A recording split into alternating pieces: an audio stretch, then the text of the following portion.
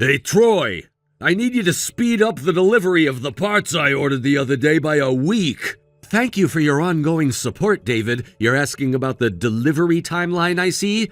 It's not a request, it's an order. It's a decision that's already been made.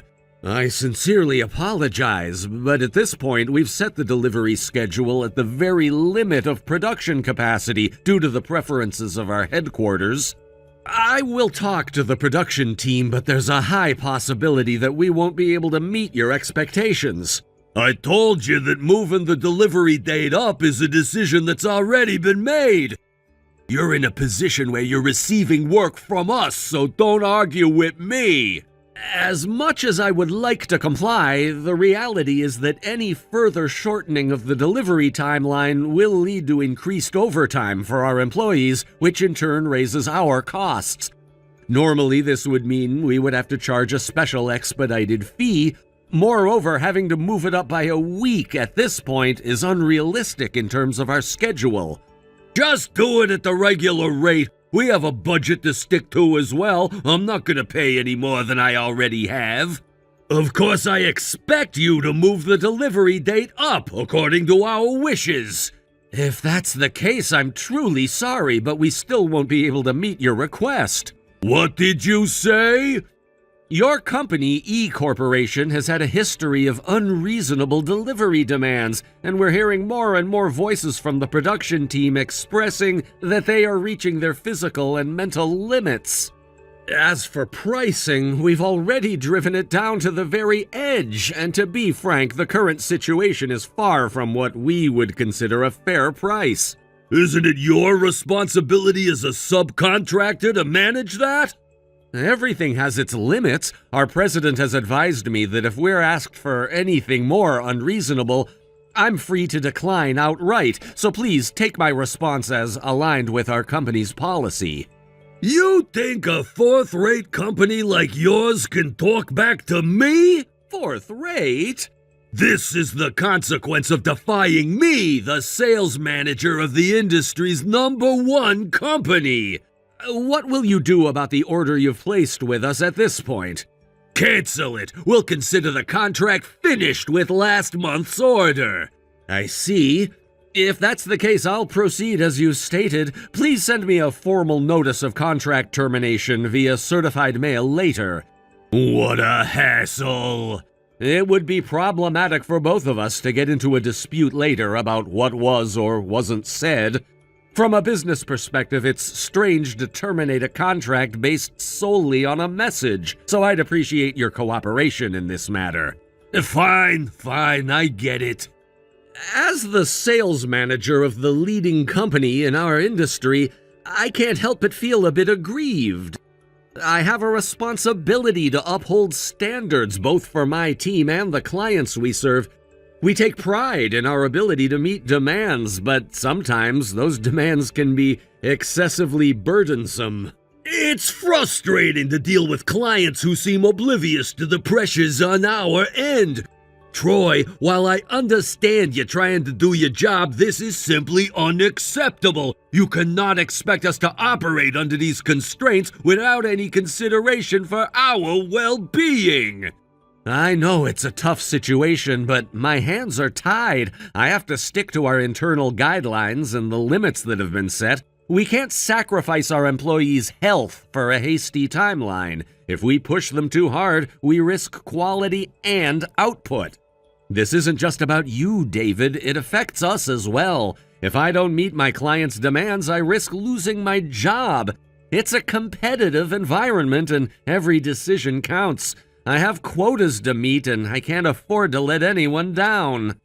Yeah, I get that, but what you need to understand is that I have a duty to my team as well. They work hard, and they deserve to be respected.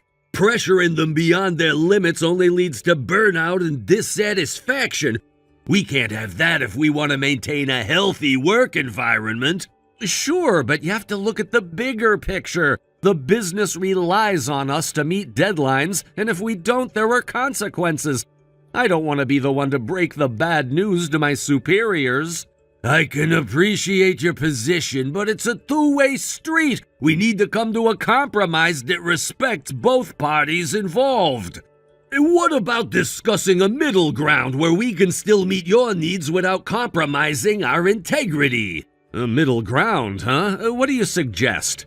How about we look into adjusting the timeline slightly while still maintaining quality? I can push the team to see what they can do, but it'll require an understanding on your part that this is a shared effort. I'm willing to listen. What do you have in mind? Let's explore a few options. I can approach production and see if they can expedite certain parts of the process without sacrificing the end product. We can work together to find solutions that don't put either of us in a tough spot. All right, I'll give you that. I want to be on good terms, but it has to be clear that the expectations are realistic. Absolutely. I assure you that we want to maintain our relationship, but it has to be built on mutual respect and understanding. This could lead to more business down the line if we can prove our capabilities without overextending ourselves. Agreed. I appreciate your willingness to cooperate, and I hope we can reach a solution that benefits both sides.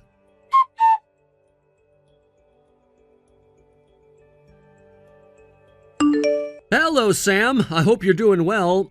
I understand that you're currently on the bus, so I apologize for reaching out via message at this time.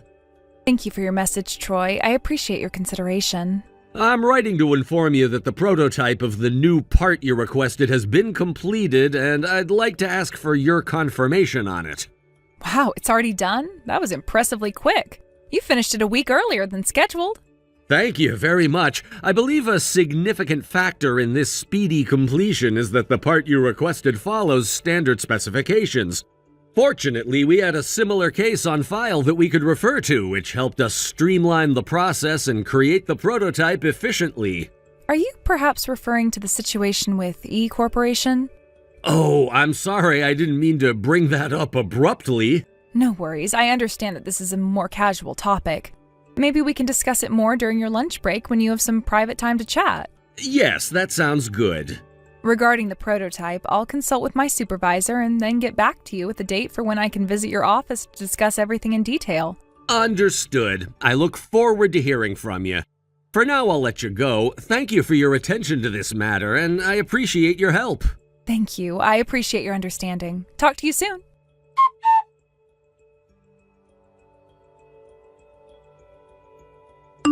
Hey, Sam. Sorry to keep you waiting. Are you still on the bus? Yes, Troy. I was just continuing our previous conversation. Oh, right. You were about to mention something regarding E Corporation, right? Yes, that's what I wanted to discuss. Just a few days ago, it seems they got into a bit of trouble with a new business partner. Oh? What happened? After they stopped doing business with your company, they tried to request the same parts from a factory in the neighboring town. However, they were quoted a ridiculously high price, and on top of that, the salesperson from E Corporation was incredibly condescending. He said something along the lines of, you should feel grateful that a low-tier town factory like yours can contract with an industry-leading company like ours. Apparently, they asked him to leave immediately after that. Wow, that sounds really familiar. The words seem to have a strong sense of déjà vu. They've had similar issues when consulting with other companies, and it seems that the production of necessary parts is still halted. As a result, they're facing delays in delivering their final products. You know, it could very well be the same salesperson who is handling our accounts. I had a feeling that might be the case. Every time something came up, he'd proudly proclaim, "I'm the sales manager of the industry's #1 company." What a character. By the way, I should mention that our company, A Corporation, actually took over that title a few years ago. Oh, right. I remember that now. So with all of this happening, it seems that word of their blunders is spread to our company. They might come crawling back to you soon, begging to resume business. Got it. I'll stay vigilant just in case. Thanks for the heads up. Of course. If the information is useful, then that's all I need. Oh, by the way, my dad mentioned that he wants to play shogi with you again. Oh, really? He's all fired up and said he's definitely going to win this time. Please, tell him to go easy on me. Consider it done. Plus, the preparations for our wedding are nearing the final stages, and we've just finalized the contract for our new home. There's so much to look forward to. Yeah, definitely.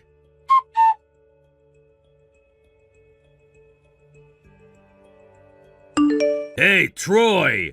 Long time no see, David. I need to discuss some changes to our transaction details. It's a holiday today, you know. Just listen! The parts scheduled for delivery were supposed to be just the ones from the contract we had 2 months ago, but I've decided that we're going to continue our business relationship after all. As I recall, you placed an order for 1 month's worth of parts at the time the contract was terminated, so I want those delivered based on that order. However, the president has ordered that this already ordered batch of parts must be delivered now. As a special consideration, I'm gonna give you a slightly adjusted price just for this month.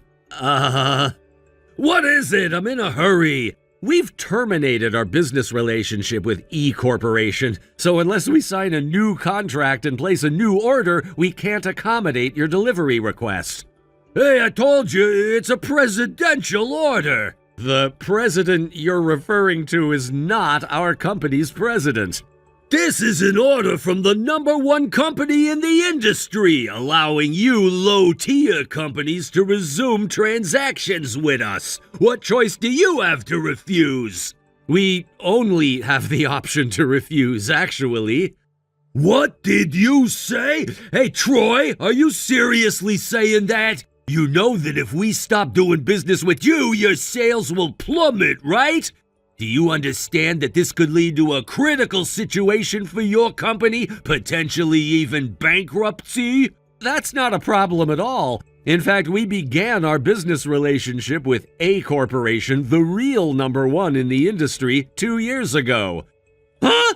A Corporation? That's our rival company. That's right. We're working with that rival at 5 times the price, so restarting our contract with you at the previous price is, frankly, impossible due to our commitments with other clients. Wait, 5 times? Isn't that just outrageous? I can only share what I can, but the costs for the new parts we're getting from A Corporation are almost the same as the ones we use to supply to you. And yet you say it's 5 times? Let me clarify. In general terms, this 5 times is actually the fair market price. Could it be that you're not getting any takers anywhere else because... Yes, indeed. I want to make this clear. The issue has been your unreasonable pricing strategy, and I think you need to acknowledge that. Also, I believe your arrogant attitude has been a significant problem. That's just not right! Given that I've made promises to the president, I need to have our transactions resume at the original price. Otherwise, I'll be in a tight spot. That's impossible. Come on, can't you make this work somehow? Impossible. Please, I'm begging you, work with me here. Impossible. Troy, come on, we have a history, don't we? I don't know what kind of history you think we have, but it's impossible.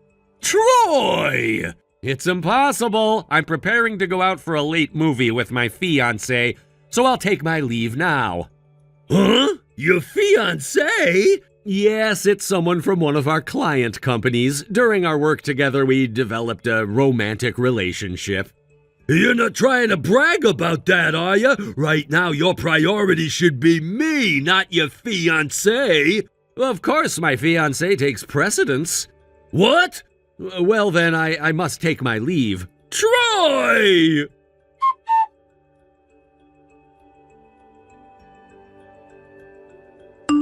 Sam, you're already on your way out, right?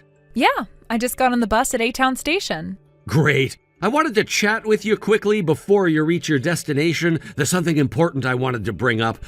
I received a message today from that sales rep at E Company, the one who contacted us a while ago. Remember him? Wait, are you talking about the guy who claims to work for the industry's #1 company? You mean the same person that we had that huge issue with? Exactly. It seems he's not only unprofessional, but also completely out of touch with reality. He was shocked when I explained what the proper pricing should be for the new contract, especially compared to the extremely low prices they were used to setting with us in the past. Wow, are you serious? How could he not know basic pricing information? That's sales 101. I can't believe how incompetent someone at that level could be. Yeah, it's kind of unbelievable. He seemed completely unprepared to handle actual business negotiations, almost like he was expecting us to simply accept the same deal we used to have. Didn't we already explain to them that those ridiculous prices were no longer sustainable? It wasn't just a suggestion. We made it clear that we couldn't continue like that. We did, and that's what makes it even stranger. It's like he thought we were bluffing or something. He seemed genuinely surprised when we stuck to our terms and didn't budge on the pricing. And now it looks like they're scrambling to find other suppliers because nobody wants to deal with them under those conditions. Well, I guess it's not entirely surprising. If they've been lowballing every supplier like they did with us, it's only a matter of time before they run into trouble. What did he say exactly? Was he trying to get us to agree to the same terms again? Pretty much. He tried to play the same card, saying they were still number one in the industry and that we should be grateful for the opportunity to work with them. It was pretty laughable, honestly. You've got to be kidding me. Do they really think anyone still buys that line? Even if they were the top company, which I don't believe they are anymore, that doesn't give them the right to dictate unfair prices to everyone they deal with. Exactly. And here's the kicker. He didn't just stop at asking for the same deal. He tried to sweeten the pot by offering to continue our partnership if we met their deadline on the current order. Like we're supposed to be so grateful for their business that we'd just jump at the chance to keep working with them.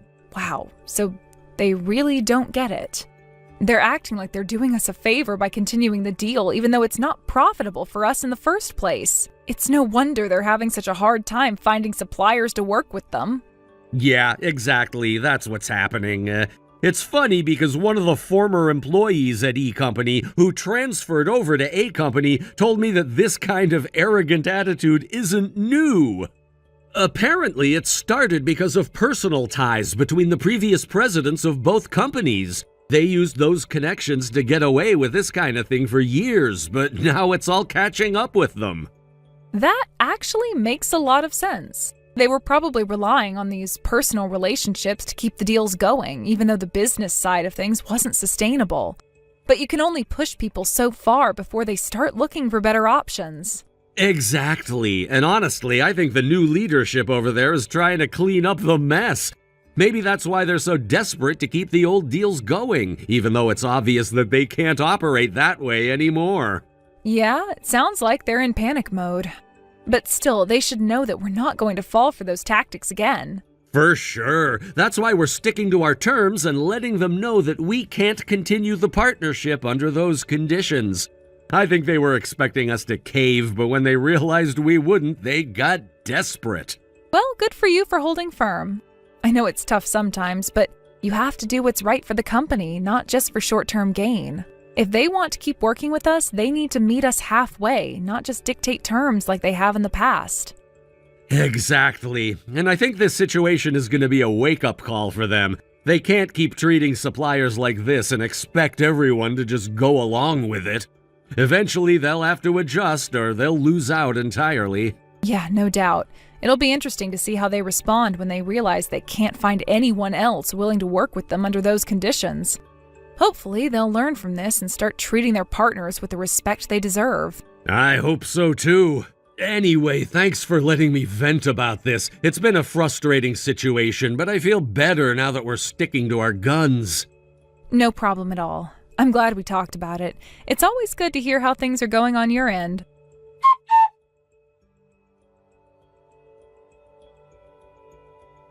In the end, E Corporation was unable to secure a new business partner to replace our company.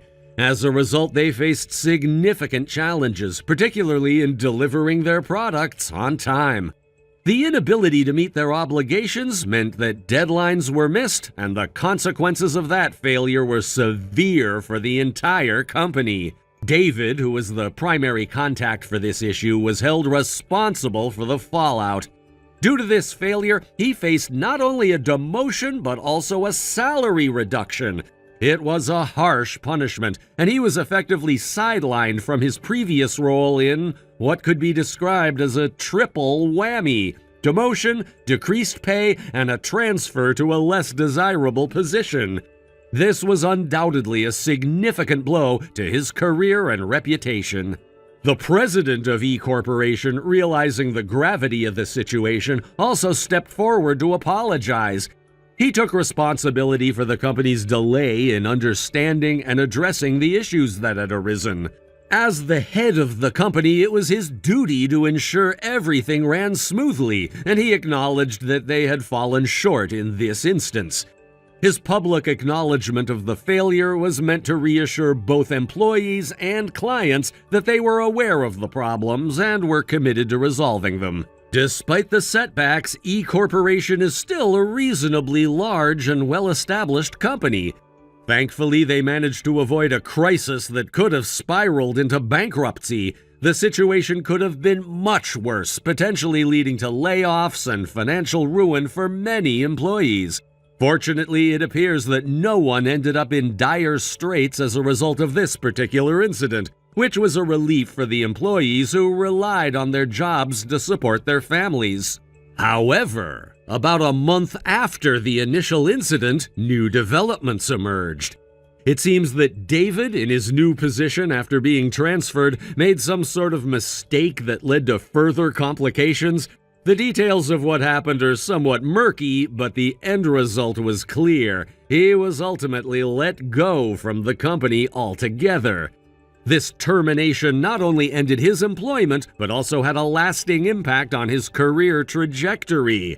Now, David is in a precarious situation. He appears to be holed up alone in his apartment, unemployed, and likely feeling the weight of his circumstances. The transition from a relatively stable career to this position of uncertainty has undoubtedly taken a toll on him. Given that he's probably behind on rent payments, it's likely just a matter of time before he faces eviction. The combination of his job loss and financial troubles has put him in a difficult position, leaving him to navigate the challenges of unemployment and potential homelessness.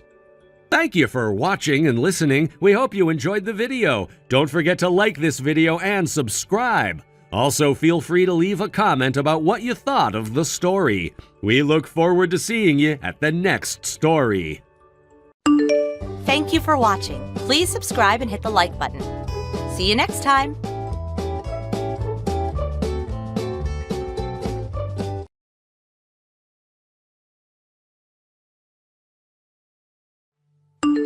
Tony? Hey, Tony, do you have a moment? I've tried to be mindful of the time difference before reaching out. Oh, Lydia! Hey, Lydia, you're good. This is actually a perfect time to chat. Your timing is spot on. Is that so? Great! Something on your mind? I was wondering when your next trip back to the US might be. Huh? I know your overseas assignment is supposed to be for a year, but you mentioned you might be able to make a short visit back, right? It's almost Easter over here, so I was thinking, how's that looking on your end? Do you have any holidays coming up around that time? Well, around Easter, we don't really have any extended holidays on this side. Oh, I see. I figured that might be the case. So in other words, you don't know exactly when you'll be able to come back at this point, right? Well, yeah, but the work environment here is pretty flexible, and it's easier for me to take long vacations if I need to. When the time comes, I'll definitely let you know ahead of time. So if I don't hear from you beforehand, I should assume you're not coming back for a visit anytime soon, right? Why so sudden? Huh? It's been about 6 months since I moved overseas for work, and this is the first time you've asked me something like that. Oh, no, it's nothing. I didn't mean anything deep by it. Really? Yeah, I have something I need to take care of, so I'll catch you later. Wait, how's Mia doing? Oh, she's doing great, really, but I've got to run, so talk soon. Okay.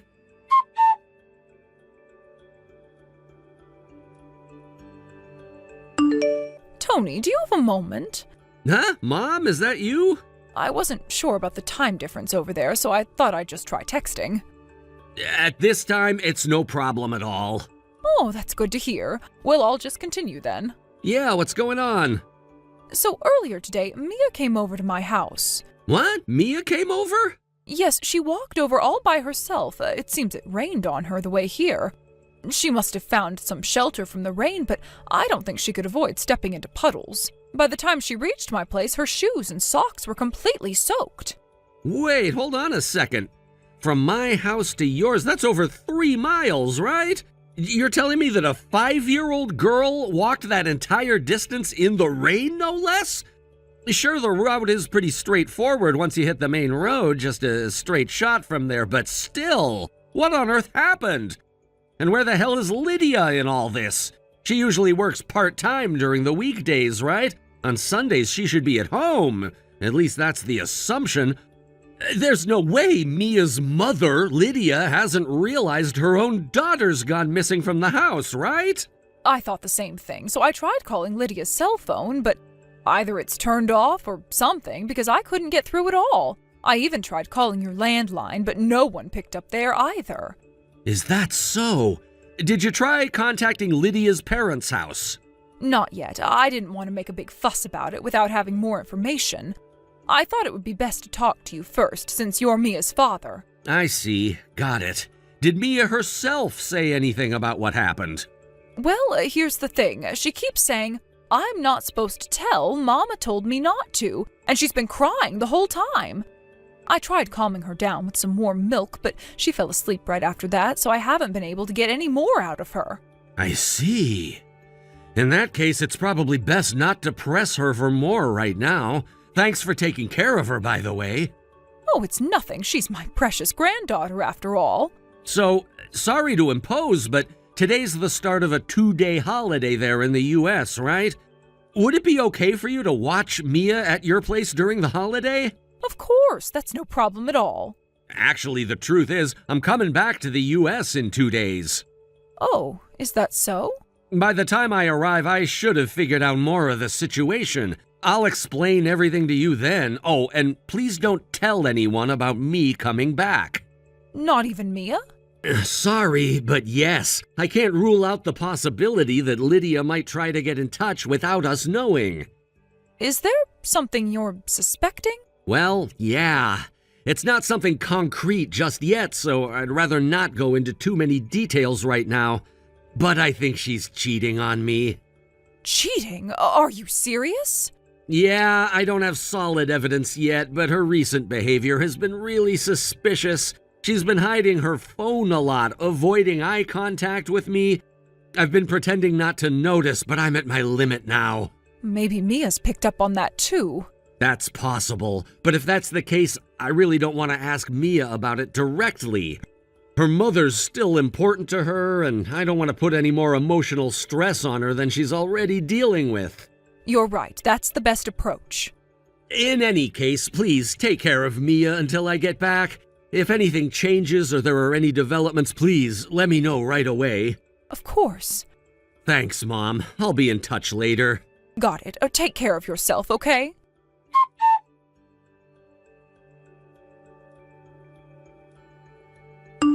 Lydia, do you have a moment? Oh, Tony, is that you?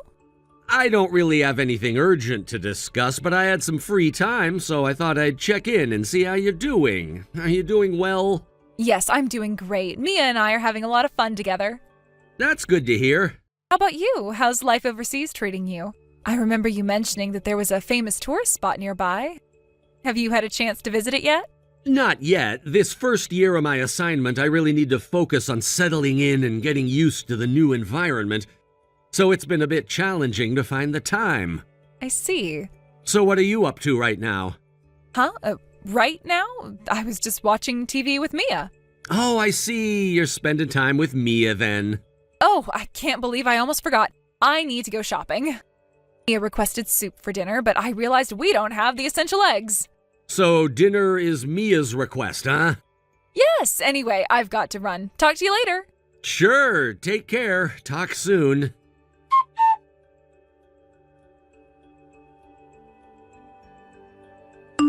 Mom, I'm back in the U.S. Welcome home, Tony. Thank you. Feels good to be back. So you're coming straight here instead of going home, right? Yeah, sorry about that, but I'll be relying on you for a bit. By the way, Mia has been with you this whole time, right? Yes, she has. Today's the last day of the 2-day holiday, but she's been at my house the entire time.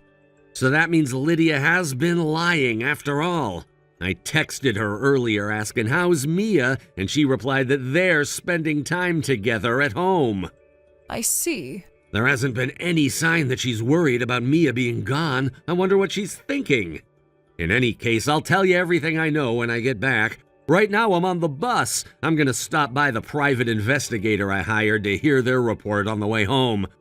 I think I'll arrive at your place in the evening. Got it. Oh, please take care.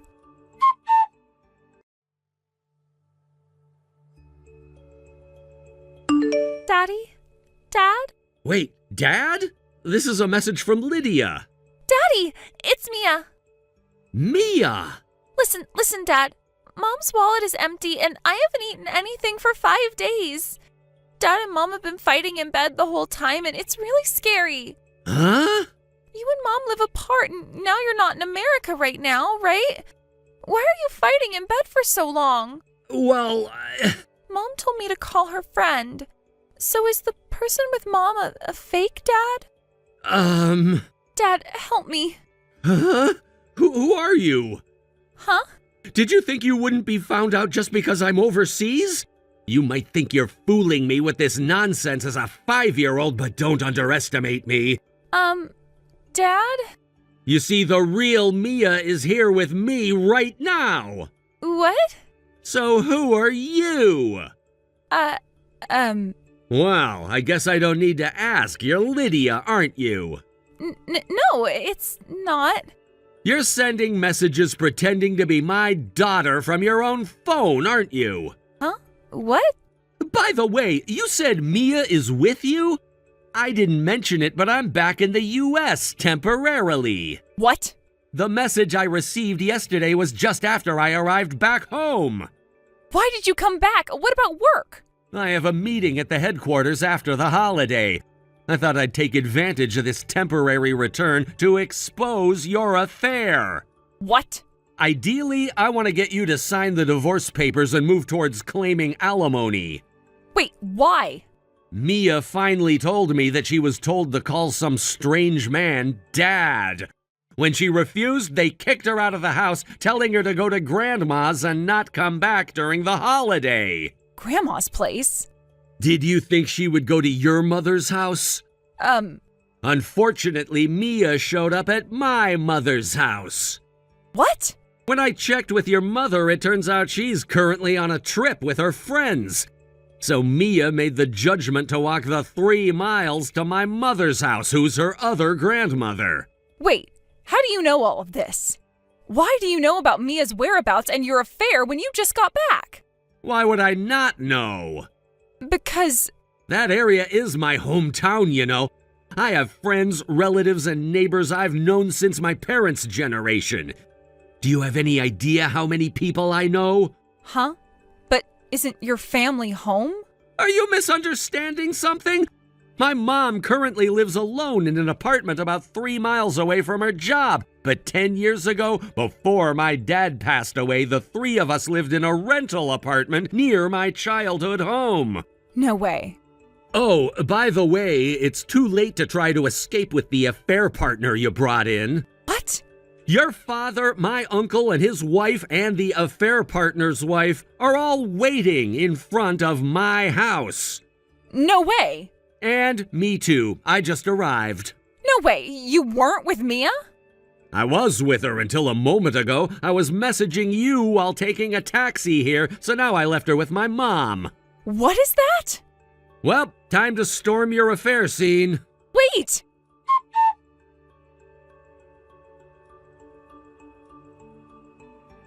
I don't want custody. Huh? I'll give you Mia's custody. Seriously? You're being so nonchalant about it, especially after how panicked you were yesterday when they barged in on you. Well, of course I was shocked. I mean, they launched such a surprise attack. But nothing really happened, right? You're acting like it was some huge disaster. Sure, whatever. So you're saying I can take custody of Mia? Yeah, I don't want it, so you can have it. You probably figured out that I was pretending to be a disinterested mother so I could give up custody for the sake of remarrying him, right? Yeah, I figured that out. Otherwise, you wouldn't have gone through the trouble of pretending to be Mia and sending those messages that made it sound like Mom is terrible. That was quite a bold move you pulled, I have to admit.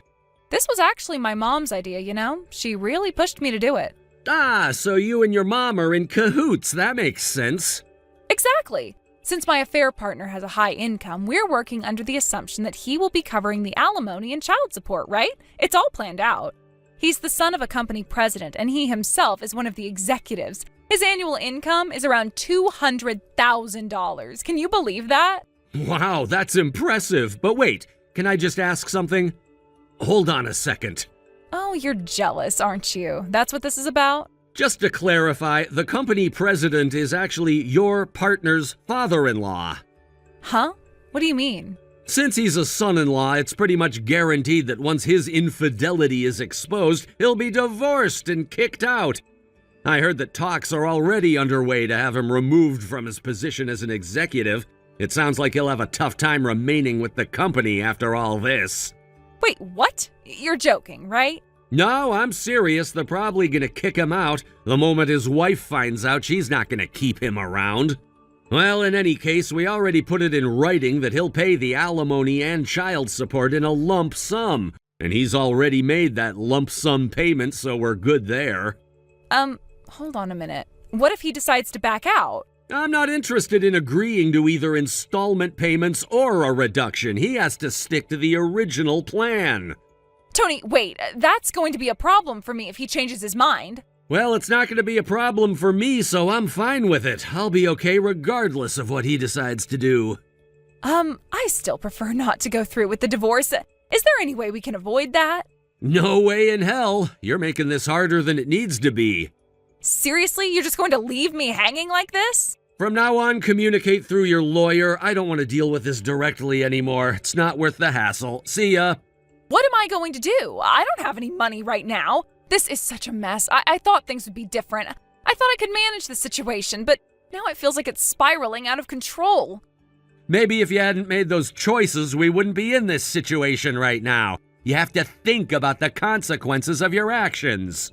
Consequences? It's not like I wanted things to turn out this way. You think I planned for my life to become a total disaster? I'm just trying to figure out how to keep my head above water. You should have thought about that before getting involved in all this. It's not just about you anymore. Mia's future is on the line, and we need to think about what's best for her. Right, of course, Mia. But how do I take care of her if I'm broke? I can't just wave a magic wand and fix everything. And that's why you told me to take full custody, right? Maybe it's time to start taking responsibility for your decisions. You need to figure this out on your own.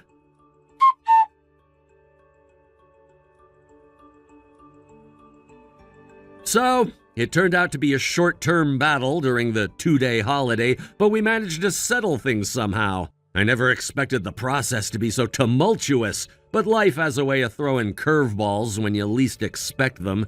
In the end, a surprising misunderstanding came to light, but since I have the divorce papers here, it's really none of my concern now. I hurriedly submitted them to the city office. It felt oddly liberating. A weight lifted off my shoulders even amidst the chaos. Later on, it was arranged that my former father-in-law would cover the costs for the alimony and child support. This was a relief because the financial burden could have been overwhelming otherwise. By the way, my former father-in-law also started an investigation into his wife, who had been complicit in their daughter's infidelity. The realization that he had to confront his own family dynamics must have been a painful one. He always seemed to be the pillar of strength, but now his world was crumbling around him. Before long, it was confirmed that she was indeed cheating, which led to a divorce that involves claims for alimony. I can only imagine the conversations that took place behind closed doors, intense, emotional discussions that would leave scars on the family. The fallout from this revelation must have been immense, affecting not only the two of them, but everyone in their immediate circle. It's hard to process the idea of betrayal when it comes from those you trust the most. As a result of all this, Lydia ended up in a position where she had to take out a loan from her father.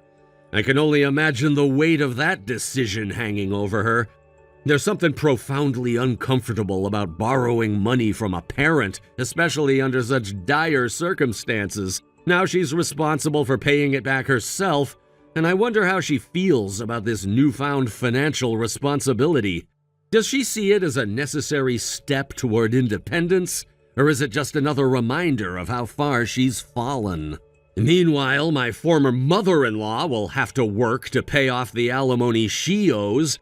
This must be a bitter pill for her to swallow, considering she may have never anticipated having to support herself in this way. It's a situation that turns everything she once knew on its head. The irony is palpable. The woman who once held a position of privilege is now facing the consequences of her choices in a way she never thought possible. Right now, she and Lydia are living in a run-down, cheap apartment.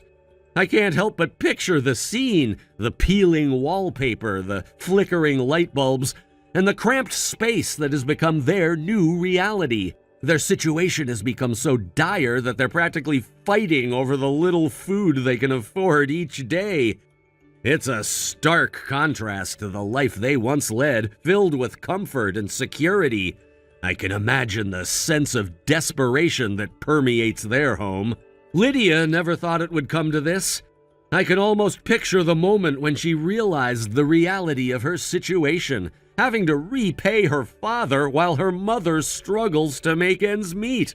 There must have been a point where she felt all the comfort and security she once had was stripped away. It's a harsh lesson in accountability and the consequences of one's actions. I wonder if she reflects on her choices and how they've led her to this point. When I think about it, Lydia was always a bit naive. She seemed to believe that life would always go her way, that her charm and beauty could get her through any hardship. I remember the times when she would brush off serious conversations, laughing them off as if they were mere jokes. But life isn't a joke, and reality eventually caught up with her. The facade she had built crumbled, and what was left was a stark reminder of her decisions. My former father-in-law, having witnessed his daughter's downfall, decided to take action. He's not the type to let things slide, especially when it comes to family honor. I imagine him sitting at his desk, papers spread out before him, meticulously planning how to address the chaos his family has found itself in. I can almost hear the clatter of his fingers on the keyboard as he gathers evidence against his wife, all while maintaining a stoic expression. There's a sense of determination in his actions, a refusal to let the situation spiral out of control any further. He must have felt a mix of anger and disappointment, not just towards Lydia, but also towards his wife, who he trusted to support their family. It's a betrayal that cuts deep, especially when it involves the very fabric of your family. But he's a man of action, and the moment he realized what was going on, he took the necessary steps to protect himself and, most importantly, his grandchildren. I can only imagine the conversations he had with trusted friends as he sought advice on how to proceed. As for Lydia's mother, she must be feeling the weight of her choices crashing down around her. Once accustomed to a certain lifestyle, she's now facing the reality of having to find a job, something she may not have done in years. The thought of her working to pay off alimony must be a bitter pill to swallow. I wonder if she regrets her decisions, if she realizes the extent of her actions and how they've affected not only her, but also her daughter. Living in that shabby apartment, I can imagine the atmosphere, tight, suffocating, filled with a sense of defeat. The walls probably have peeling paint and the floors creak with every movement. The two of them, a mother and daughter who once lived in a world of comfort and privilege, now find themselves scavenging for food, fighting over the last scraps as they try to survive day by day. I can picture the frustration and despair that must fill their conversations as they navigate their new reality. I can't help but think about the little moments they must share during this struggle. Do they sit in silence, each lost in their thoughts, or do they argue about who gets to eat what? Perhaps they reminisce about better times, trying to hold on to the memory of the life they once had. I picture them sitting at a small table, divided by the weight of their circumstances, each bite of food a reminder of their current plight. The sadness of their situation must loom over them like a dark cloud, casting a shadow on everything they do. It's almost poetic in a tragic way. The juxtaposition of their past and present lives must be incredibly stark. I wonder if they ever talk about the future. Do they have any dreams left, or has the harshness of reality snuffed them out? Lydia must feel a certain bitterness, knowing that her actions have led to this downfall. It's a hard truth to swallow, but sometimes the lessons we learn are the ones that hurt the most. Lydia's father, meanwhile, is likely finding some satisfaction in the fallout. It's not something I condone, but you can't help but feel that a part of him is relieved to see his wife face consequences for her role in all of this. It's a sense of justice, albeit one that comes at a steep price. He might think that this is what she deserves, that she should suffer for her betrayal.